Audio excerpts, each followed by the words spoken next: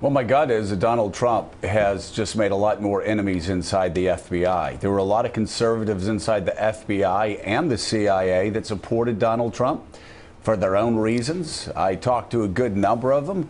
I talked to one yesterday who was absolutely stunned and said this is the sort of thing that happens in Turkey. This is the sort of thing that happens in Russia. It's absolutely frightening. But as we have McCabe going to the Hill, he needs to answer the question of why he's leaking to White House chief of staffs about what he's testifying to in closed door sessions in Congress. We also need the Congress. I've been writing down the lies that everybody's been talking about. McCabe or somebody at the FBI has to be made aware again today that Donald Trump demanded an oath of loyalty from the FBI director. He didn't get it. And so Comey got fired. Donald Trump lied in his statement as to the firing of Jim Comey, saying that Comey had told him 3 times that Donald Trump was not under investigation. The fact is, Donald Trump's collusion with Russia, Donald Trump's team and their collusion with Russia, actually is part of an investigation that Jim Comey had told the Deputy Attorney General he was going to expand. After that, we find out that Donald Trump calls the Deputy Attorney General and the Attorney General into his office and say, draft me a memo, I want to fire him. Yesterday, Donald Trump and others said Comey was not fired because of Russia. We find out again today, as we read the papers this morning, all lies. They were all lying. Everybody in the White House lying through their teeth. Also, again, the fact that the Attorney General of the United States had to remove himself from the Russian investigation because of his conflicts.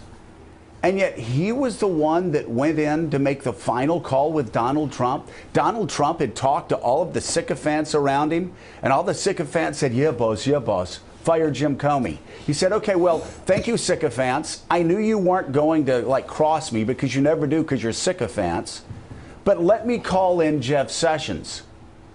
And so he calls the Deputy Attorney General in and the Attorney General and then makes the decision to fire the FBI director who has told them he's expanding the investigation. Mika, this doesn't have to be a constitutional crisis if the United States Senate and the United States House of Representatives does their jobs. And let me just say, for Republicans watching this morning, and I know a lot of you are watching this morning on the Hill, you need to understand what you do over the next month is going to determine whether you're in charge in the House or whether Nancy Pelosi is the Speaker of the House. Donald Trump's approval rating is 36% this morning.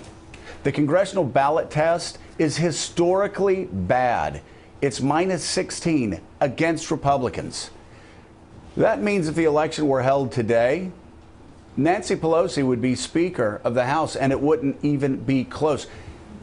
You went over the cliff for a health care bill you didn't believe in. You went over a cliff for a health care bill that only 18% of Americans supported.